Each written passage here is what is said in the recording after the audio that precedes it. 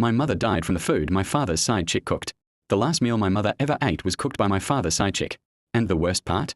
My father watched her eat it. My name is Chika, and I grew up in a small village in Enugu State, Nigeria. My mother was kind and hardworking, but my father was known for cheating on her constantly. Still, because of culture and shame, my mother stayed. One rainy evening, my father returned from Lagos with a beautiful woman named Clara. She will stay with us for some days, he announced. I immediately saw the pain in my mother's eyes. That night, I overheard them arguing. You brought another woman into my house. My mother whispered angrily. Do not embarrass me, my father replied coldly. The next morning, Clara insisted on cooking a goosey soup for the family. As she cooked, my father kept moving nervously in and out of the kitchen. At one point, I heard Clara whisper, You promised me. Hours later, dinner was served. My mother barely touched her food until my father suddenly shouted, Eat the food. The room became silent. Slowly, my mother picked up her spoon and ate. Less than 30 minutes later, she collapsed. Foam poured from her mouth. Her body shook violently. We rushed her to the hospital, but before we arrived, she died. The doctors suspected poisoning immediately, but my father refused an autopsy. The next morning, Clara disappeared. Completely. Soon the entire village started gossiping.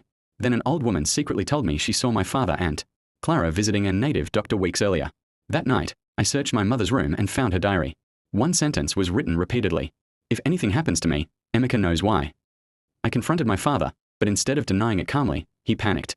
Years later, my father became seriously ill. On his deathbed, he finally confessed. According to him, Clara planned to poison him, not my mother. But before eating, my mother unknowingly switched the plates. She died by mistake. Then he whispered something terrifying. She never forgives betrayal. Suddenly, someone knocked slowly on the door. Knock, knock, knock. Then a woman's voice called softly from outside. Emeka. The voice sounded exactly like Clara. My father started shaking violently. Seconds later, he collapsed and died. The knocking stopped immediately. I opened the door, but nobody was there. Only muddy footprints disappearing into the darkness. Till today, nobody knows what truly happened that night. But sometimes, when rain falls heavily, I still ask myself one question.